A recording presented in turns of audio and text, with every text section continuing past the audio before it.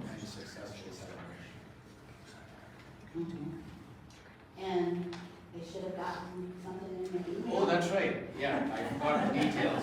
So, those of you who read successfully, you may have received an email about picking up and figuring out all the business end of things. So we actualized the 52,500. So I hope if you haven't gotten an email, please see Wendy and Kathy after the service or contact them at auction@cedarlane.org. Yes. Come back and God is in I the had one details. more thing to say. Hear ye, hear ye, hear ye, hear ye. This is the announcement for the annual meeting on Sunday, June 4th on Zoom. Did everybody hear that? You are the town crier. Yes. Elect members of the board and nominating committee, vote on fiscal year 23 and 24 budget and reports. All are welcome to attend. Members who joined on or before April 4th are eligible to vote at the meeting, and an informational session will be available on the fiscal year 23-24 budget tomorrow, May, it says 22nd, I'm a day ahead. Tomorrow, May 22nd at 7 p.m. So, I would suggest go to the meeting tomorrow. It's important, so that everything can run a little smoother at the annual meeting. Which will be on Zoom completely this year, Okay, take for the time, obvious reasons. go to the meeting, and there'll be a link to register. I'm sure it was also in the e-news. So go to the e-news, click the link, register. It's awesome. You can do it. And I am so thrilled, excited to welcome to Cedar Lane an extraordinary person. Activist, veteran teacher, and educator, Ms. Prema Rangachary.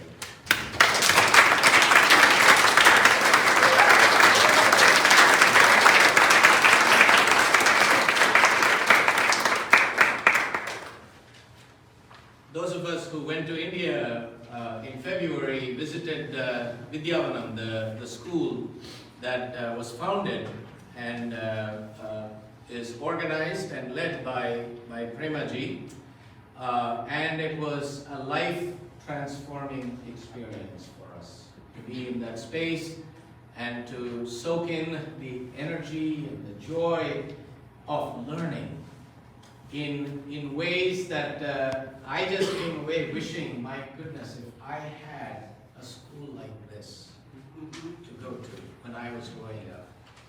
In fact, that school is located near the town I went to school to, where it was drummed into us to not be creative at all. It was such a powerful experience. You'll hear more in the service. Prema ji is a lifelong advocate of holistic education who passionately believes that learning must be a joyful and enriching experience for every child. Trained in Oxford to teach English as a second language, she has long promoted the need to advance creativity in the curriculum and to foster education, especially in regions in India where resources are very limited.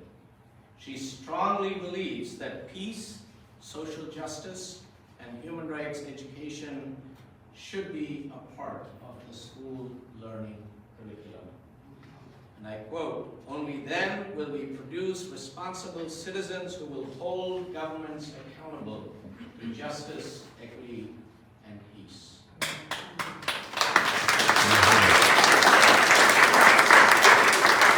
And some of you met and heard acclaimed musician and activist T.M. Krishna last fall in September when T.M. was visiting our congregation.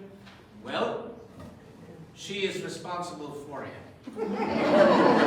She is the reason why T.M. Krishna walks the earth. And when I asked T.M. about Prema ji, he said, "You've met me, And if you think I am a problem and I can be difficult, wait till you meet my mother.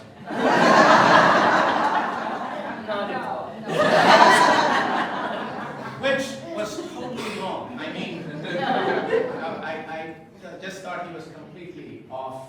Anyway, welcome, Prema. Thank you. We're so thrilled to have you here.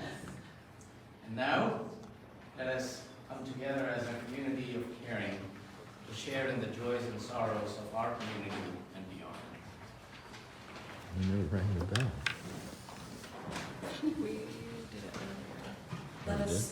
Let us center ourselves and enter into this moment, calling on all the sources of love that are within, among, and around us.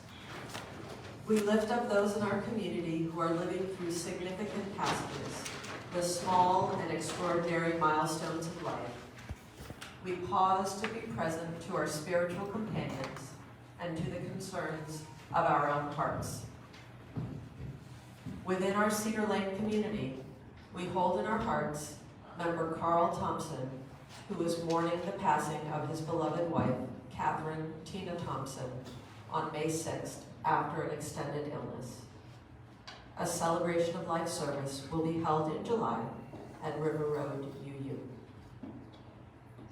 We hold in our hearts members Carl Divas Lopez and Tanner Ray on the passing of Carl's mother, Brunilda Lopez Rodriguez Divas, on May 19th at the age of 93. Louis Dilwyn Eckerd, age 100, father of Holly Eckerd, died peacefully May 18th at Brook Grove Rehab and Nursing Center in Sandy Spring. He was a former member of Cedar Lane. We lift up and celebrate all those and those crossing bridges of all kinds in their lives, students and scholars of all ages, this spring. Lastly, but certainly not least importantly, we celebrate the 25th anniversary of Reverend Abi's ordination.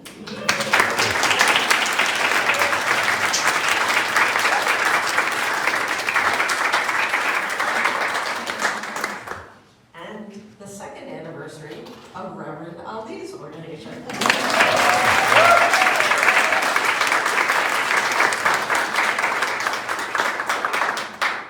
Our caring extends beyond Cedar Lane to others whose lives are lost and whose lives are impacted by war, violence, and calamities in our nation and in our world. May these friends of ours, our companions in the world, and all the joys and sorrows we hold in our hearts be held in the embrace of silence. As we enter the silence together, you are invited to rise in body and or in spirit and speak the names of the loved ones that you are holding in remembrance or share their names in the chat. Let us hold the silence as the silence holds us.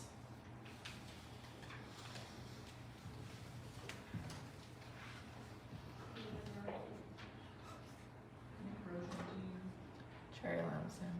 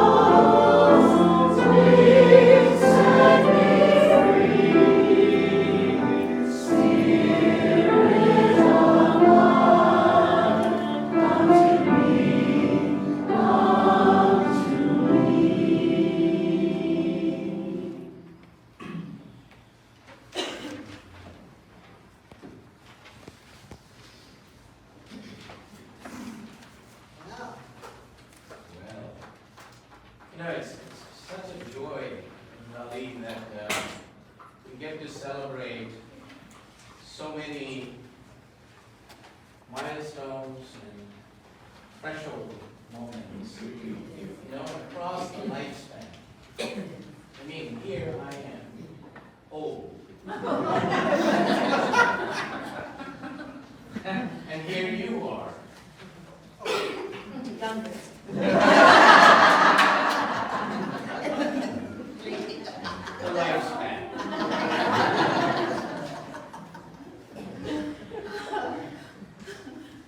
And it is such a joy that I have come to experience in my ministry every time when we create space in our worship to welcome those among us who choose out of their own free will to become part of this living tradition, Unitarian Universalism, by the act of joining a religious community.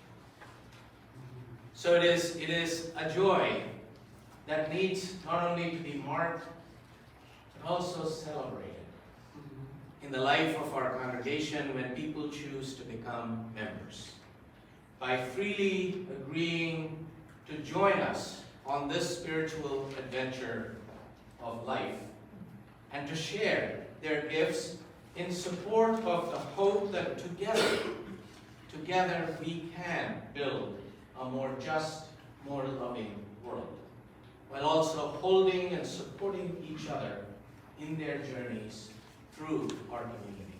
Yes.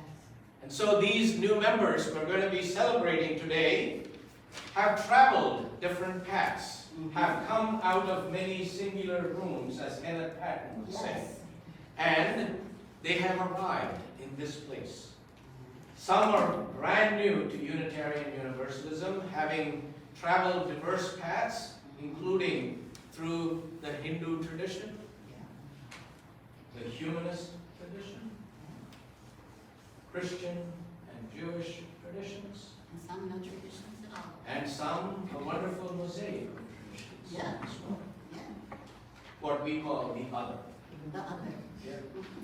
And some are lifelong Unitarian Universalists, having been part of other UU congregations for many years as staunch members, supporting those congregations and are now making their home with us. Yes, they've participated in our belonging and beginning class, UU 101. They've met with you or I or Dana, and they've joined our soul circles and soul matters, and they've been on our ministry teams and just helped in so many ways with our ministries of our congregation. Even co-led auctions. I know. Yeah. Still, they are people who have led their own covenanting communities, which means they started their own UU congregations. And some have been UU since birth. You don't get that very often. Some serve their congregations through just faith alone, and faith formation programs, never stepping a foot in here very often. People would see them and say that they are visitors, but they've been here for years. So today, we celebrate these members, and there are many paths that have brought them to membership. And we welcome Nicole Singer to come forward and share who our newest members are. Nicole? Yeah, I'm Nicole Singer, Membership Engagement Coordinator, and this is the current membership book. Yeah, open it to the correct page. And some of our new members have signed the book already, and some will sign here today. Will they step forward, please? Diana Adams, Chuck Adams, Pete Kindis, Lori Stone, Carrie Delgado, Ann Seshadri, and Shrikant Seshadri.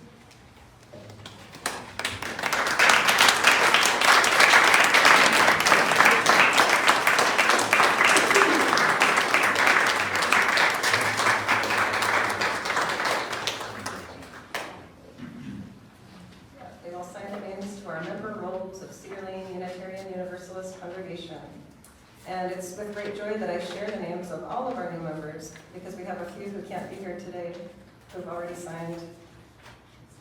So all of our new members are Catherine Shamil, Diana Adams, Chuck Adams, Pete Kempis, Suzanne Bowler, Nicole Schumann, Lori Stone, Carrie Bell Delgado, Anne Seshandri, and Srikanth Seshandri.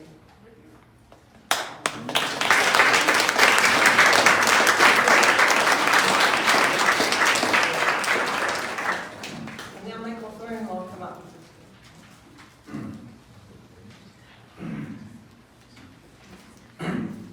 I'm Michael Thorne. I'm representing the membership team.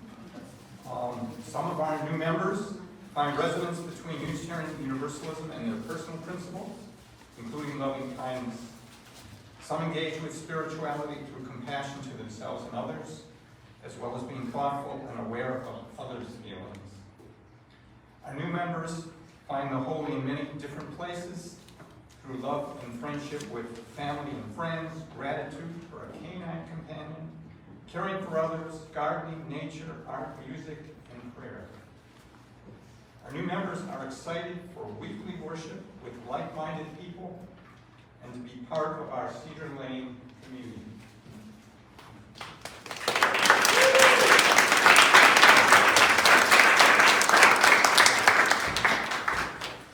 Okay, new members. Did everyone get their gift? Everyone gets the new member gift. And we have name tags. And some of you get name tags, and some of you already have your name tags. Alrighty. All right, and if you all could just stand together like your new members together.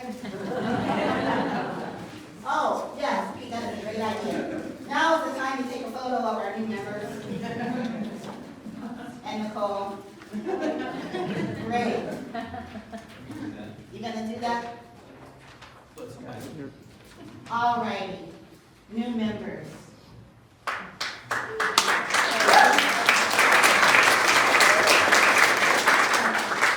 I see that we don't have a lot of new members with the order of service. Yeah, we're going to read the affirmation and the order of service now. Thank you. Look at this. You all need this up there. Do we have enough? Yes. Okay. Yeah, it's on the bottom. And then there will be a congregational affirmation after. All right, new members. Do you affirm the following? You are going to say the new member affirmation. We join In this this religious community with joy and hope in our hearts, pledging to support the mission and participate in the ministries of this congregation.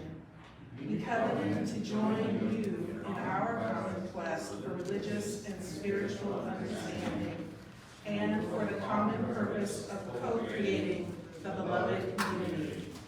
We seek your welcome as we join you in this journey. All right. And now we have our President-elect Roger Santo Domingo. We should do the congregational affirmation. yeah. We rehearsed this so well. Yes.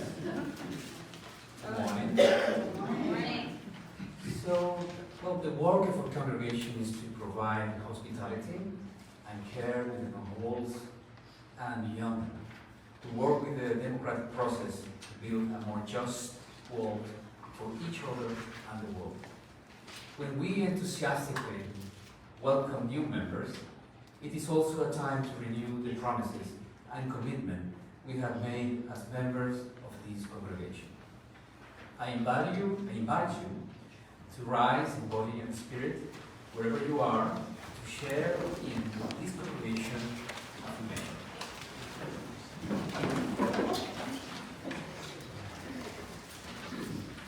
It's at the bottom of the first page. At the bottom of the first. We welcome you with anticipation and joy, as we were once welcomed. We hope that you will find here room to grow and flourish in mind, body, and spirit. We accept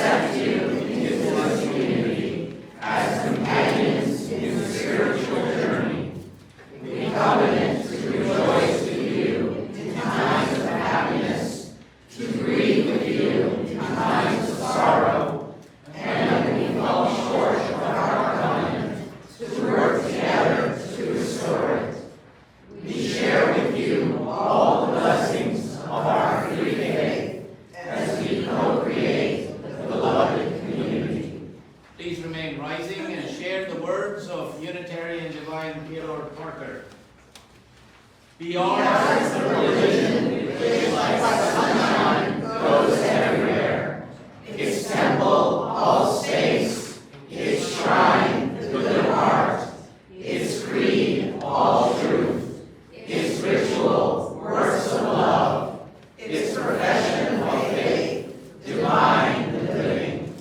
And take this flower as you go away from us, knowing that we hold you each in our heart. We welcome you into the community, and we look forward to your good works and deeds as we join together as members in this faith. Welcome. Welcome.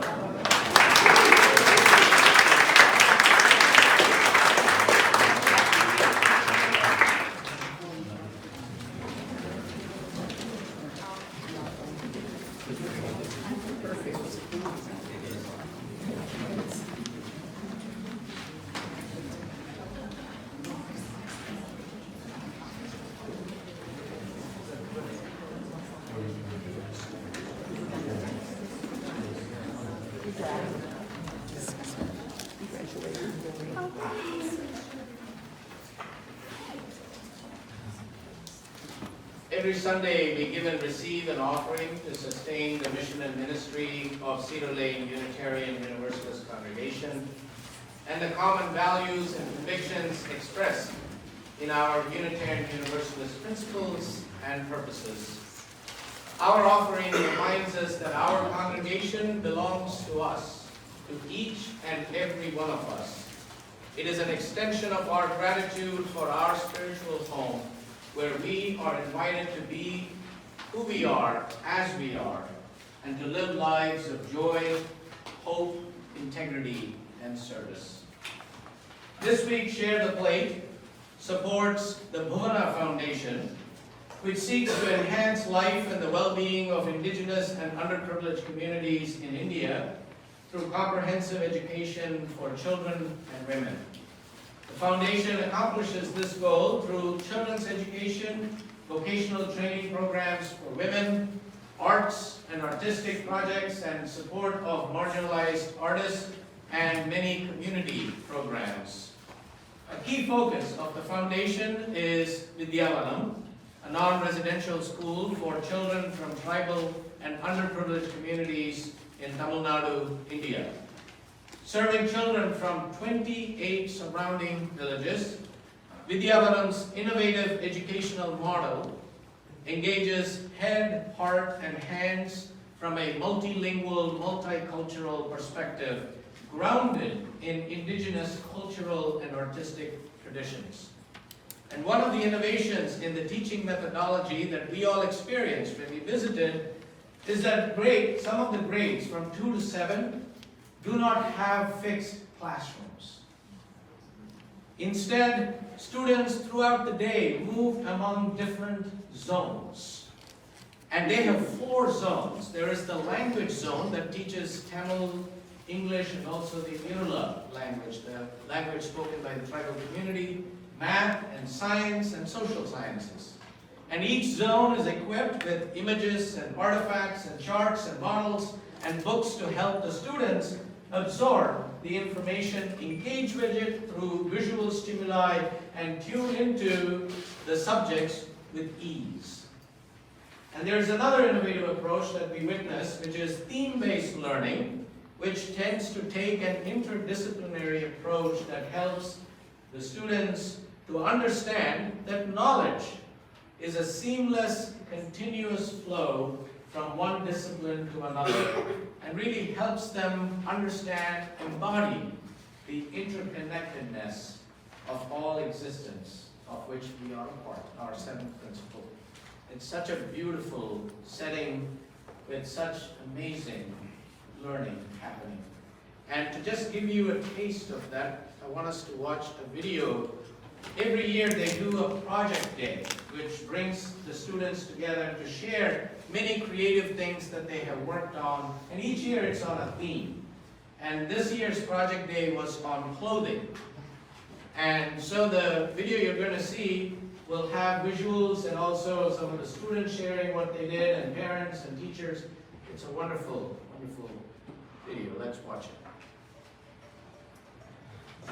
You have the sound.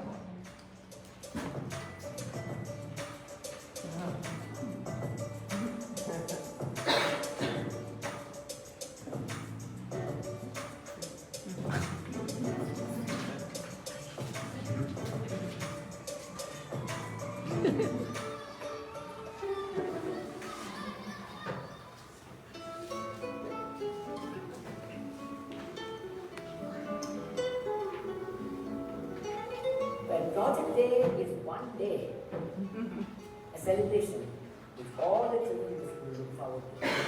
You know, it's an event that combines not only their textual inputs that they get in the class, it's connected with a theme, and that theme can be something outside the textbook as well. And usually, project is inspired by something that happens in an event in any part of the country. So all these events also sort of trigger ideas, and that's how the project comes to be.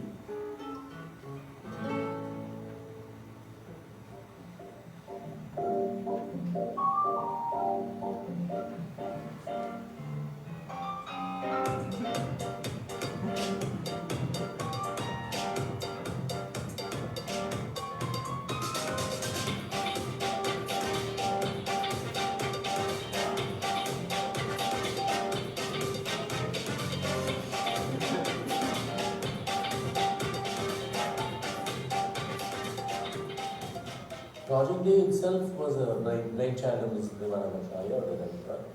Most universities, colleges and workplaces tell the children that they have learned to think outside, they have to think outside the box when they go to work. The children don't know how to do it. They have to be trained. Although we don't say it in so many words, children are allowed to innovate, create their own thing. So on multiple fronts, things like Project Day goes on to enhance a child's real life capabilities.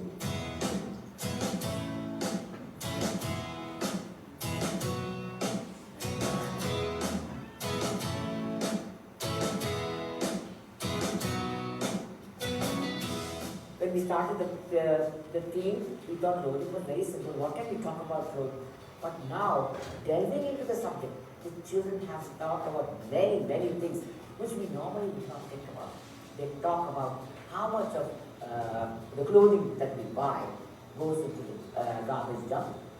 What were the clothing of earlier times that were environmentally friendly, and how the technology and economics have worked in the production of clothing, and how it is also affecting the environment. The fact of interdisciplinary, looking at the subject from every subject angle. The fashion is one aspect, environment is one aspect, and making of it is one other aspect. The social angle of labor involved in clothing is another aspect. So it combines community, society, the tradition, all of it into this capsule of one theme called clothing. This is a really wonderful project demonstration from school children. One of the things that really caught my attention was the mathematics. Is that most kids hate mathematics. So they learn mathematics in a way that's more applicable. And only when you learn mathematics in a way that's applicable do you really understand mathematics. So I really congratulate the teachers and the organization for bringing up such a wonderful school. I went around the exhibition, very, very creative, very colorful. Artwork, craft, everything is very, very nice and very well explained by the children. So I really enjoyed watching. As a parent, I've always seen that kids learn all the subjects together. They, in their brain, generally look at it as a whole picture.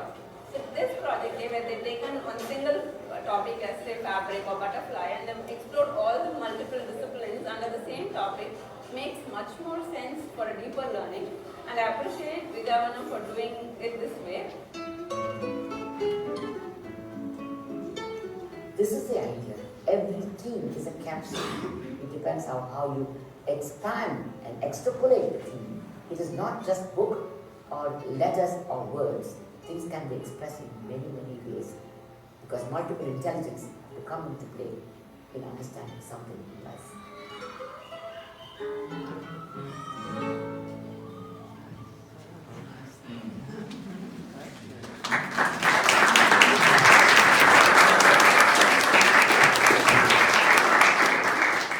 Our offering will now be given and gratefully received.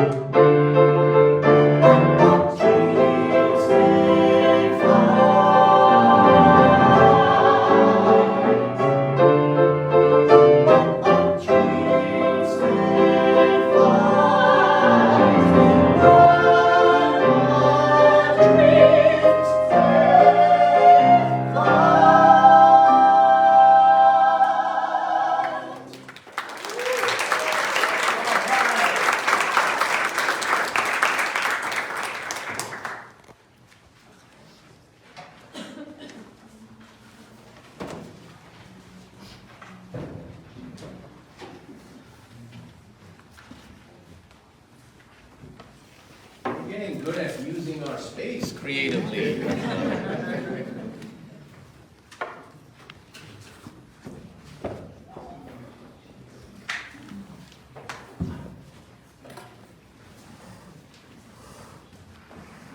So we thought we'd have a conversation with Premaji this morning. Thank you. And engage about a few things that relate to creativity, since that is the theme we're exploring this month, and especially in the context of education. And as a lifelong practitioner of creative ways of learning, and how especially it has applied to the Vidya Vanam model of education. Reverend Ali and I thought we might get some insights from you on how you have approached all that. Yeah, as I said to you earlier, I really enjoyed reading about you and going through the website about the school and seeing all the things that the children are doing. And I think that I definitely would have benefited from a school like yours. I actually probably would have liked going to school if I had gone to a school like yours. And I just wanted to know, how do you understand creativity? Well, creativity is one word that's been bandied about very frequently in many different contexts. And also two words, imagination and creativity, are used almost synonymously. But they're entirely two different things, in my understanding. Imagination is something that happens in your mind, and how does the imagination come to be? Is impacted by the environment, by your upbringing, by the inputs that you have gathered from many sources, and that is the base for your imagination. It becomes the soil from which the imagination grows. But creativity happens when that particular imagination is transformed or maybe negotiated in some way to become a more visible or auditory, or by painting, by speaking, by poetry, or a novel. It transforms into a skill. And skill has to be there to convert your imagination into something that can be shared. That becomes creativity. So creativity is a transition from your mental level to a more, from the abstract to a more concrete space, is how I understand creativity. So it's not as if that if you just put 2-3 different things together, it becomes creative. No. It's not that. It's not a hodgepodge. Creative is not a hodgepodge. They will say, I take some from here and take from somewhere and make it. And that is not creativity. Creativity is the skill that helps you to reinvent what you already have, reformat, transform what you have already acquired through your imagination, and it transforms into a different unit, that is the newness about it. That's the newness about it. Because you have used your abilities to make a difference in what already you have known, but you have made a difference in it. So it comes through your capability to imagine. Everybody can imagine. There's no something that, I cannot imagine. Some children say that, I have no imagination. No, that's not true. Because imagination happens, but you're not aware. Right. You're not aware of it. So when you focus on that, then you have to snap up that imagination that is coming. And then you clutch onto that. And then you work on it in your mind, and it transforms into something that you can either visualize, or you can make it in a music, or you can make it in your story, or in your poetry, or anything. So it transforms into a medium that can be shared. Right. That is my understanding of it. That's beautiful. So, Premaji, this is a two-part question. One is I think it was Rabindranath Tagore who said, creativity and imagination are God's mind at play. Absolutely. And that to me is just a wonderful way of framing and understanding creativity. It's entirely based on the Upanishad statement. It says, Isha Vasya Midam Sarvam Yat Kinchit Jatyam Jagat. That's the whole universe, all the creation, is a play of the divine. That is how it has been expressed. That is in and through everything. It's not inside it, it's not outside it. It is in and through everything that is either living or non-living, as we can put it. It is permeating permeating. Right. That permeating power or the spirit is what has the oneness. Yes. And when an artist connects with that oneness, creation happens. So, Because you're making a part of the whole creation. that's a great segue for me to ask the second question. How is creativity and spinach connected? Well,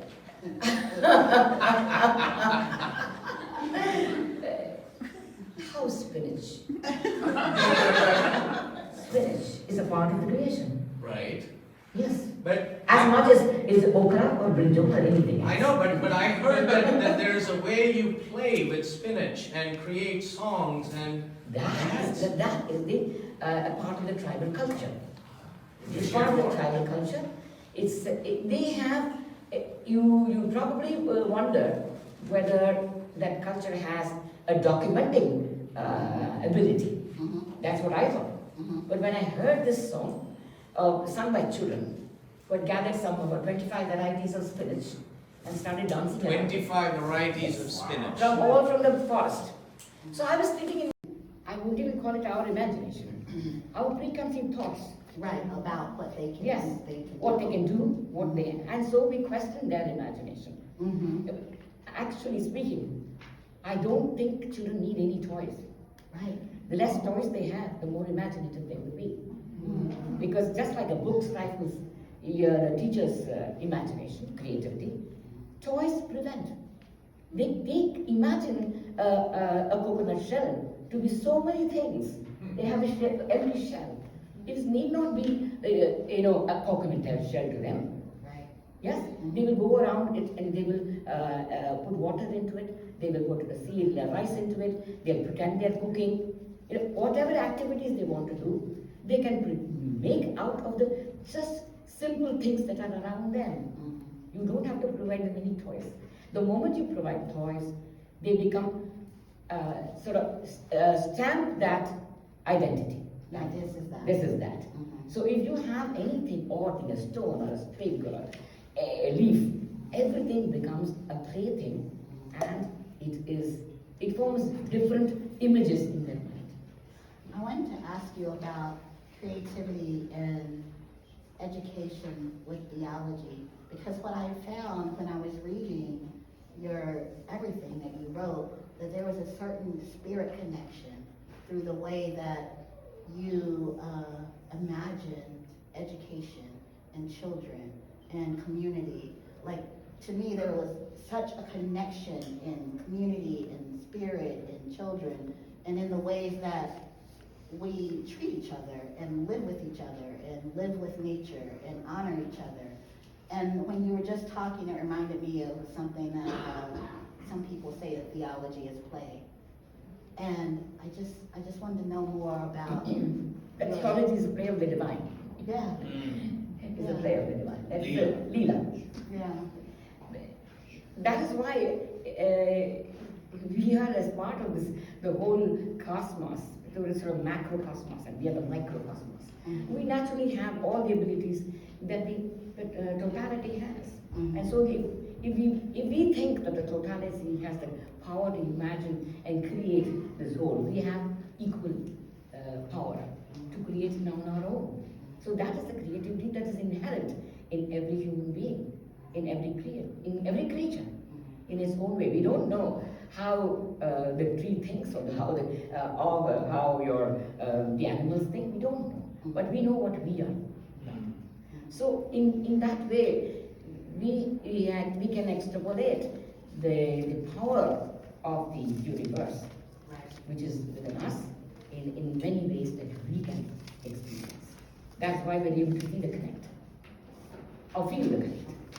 One thing that I noticed, thank you for answering that. One thing that I noticed on the website, I had one question watching it, was like, what happens when a child wants to be something like a doctor? And then a little girl pops up and says, and I want to be a doctor. And I was like, okay. And then she talked about how her teachers are nurturing that in her and helping her to create for herself a way towards that goal. And I thought, well, this really answers the question of a curriculum that is guided by the child and not kind of more guided towards what they grow into, not the curriculum guiding the child to grow into the thing. It's very fascinating that children from a very young age have goals in their life, which changes every other day. Right. Right. One day they will be an engine driver. Next day they will be an aircraft pilot. Third day they say, no, I want to grow, be an agriculturist. I want to cultivate. I want to be like my father, who's a farmer. So it's not. I think it's very difficult to determine a child's ambitions or goals in life as early as even in school time. It's very difficult because they have to be exposed to the variety of things that are available to them first before they can make a choice or at least say, oh, this is what I wanted to do. Oh, is this what I would like to do? This is the expanse of their abilities that come into form. So I think I'll be happy doing this. I think I'll be happy doing that. But initially they don't know. They get as enamored, like everybody else, like us as adults. We are enamored of many things. They get enamored about many different things. And also the peer pressure is there. Right. Yes, my friend wants to be a doctor, so I'll also be a doctor. So those things are there in childhood. So wanting to know what they would like to do or focus their talents towards that is, I don't think, is there in the school education system. All that we can do is to give them different avenues, to expose them to different things, and give them the ability, the capacity or the opportunity to delve in many things, and they come to their own conclusions as to what they want to do. Even then they can change. Right. Even if when they go to for bachelors or undergraduates, they change. But that is the nature of life. Yes, we are not constant every minute. And we are not what we were yesterday. I am different today. I can be different tomorrow. That is the way of life. So there is no permanence in these things. But of course, to lead a life, we need something to go by. I can't be an erratic person if I want to say that. There are certain guidelines through which I go. But as in childhood, that freedom must be there. That there can be wild faculty in that way. That's their nature. They have to. They can't become restricted into channels. I don't think we should put them into channels at that point of time. Yeah. We should give them the freedom and the fearless atmosphere that they come and express to you what they want to do or they don't want to do. And so the compulsion or the pressure of the adult is minimized. And the authority of the adult is minimized. We have one more question. I'll give you. You get it. So, Premaji, this has been your calling after you retired. Of your suddenly finding yourself in a place that you fell in love with in Anaikatti, and really seeing both an opportunity and a need to cultivate creativity and excellence in a setting that really needed something in order for the birthright of every child to flourish. Yes. Yes. Are there a few things that you have learned from this experience, being engaged in it now for what, 15, 16, 17 years? That you may be able to share with us that in turn might inform us and maybe even guide us in the work that we are trying to do to nurture the holy curiosity of our children and youth and our adults here. I have been in education for a long time, but of course in the urban areas. So my whole training was to teaching in schools, private schools, English medium schools in the cities. So I idea of education was totally different till I came to that atmosphere and to that environment. Because I had no, we knew what the parents wanted. We knew what the management wants. We knew what the children from backgrounds from which they are coming. So that was already predetermines you as to how you have to conduct your class. I won't say there's no creativity there, but then that is the initiative of each teacher. You can be creative, you need not do things differently. You can just do what has been prescribed to do and carry on in your life. Conditioned creativity. Yes, conditioned creativity. It's not a conditioned way of approaching teaching. But always I was influenced by three people. One was Mahatma Gandhi, second was Rabindranath Tagore, and the third was J. Krishnamurti. These were the three philosophers, educators, who have influenced my thought process. So even when I was working with children in other institutions, I had this thought in my mind, somehow I have to build a way of a methodology which will inculcate a fear-free learning, fearless environment that Krishnamurti talks about. Because learning can never happen in a spirit of fear or in an environment of fear. So I wanted Tagore's idea of how art is a part of your being. Your right side and your left side of your brain. We concentrate only one side of your brain. We ignore the artistic side of your brain. So as a result, we have a lopsided personality. So this was his idea, that art has to be, art is ingrained in human life. You speak, there is art. If you move, there is art. Every movement, there is art. How you look, there is art. Art is not something exclusive from beyond you. It's in you. In you. How you move, why do we appreciate the flight of the birds? That's not just movement, right?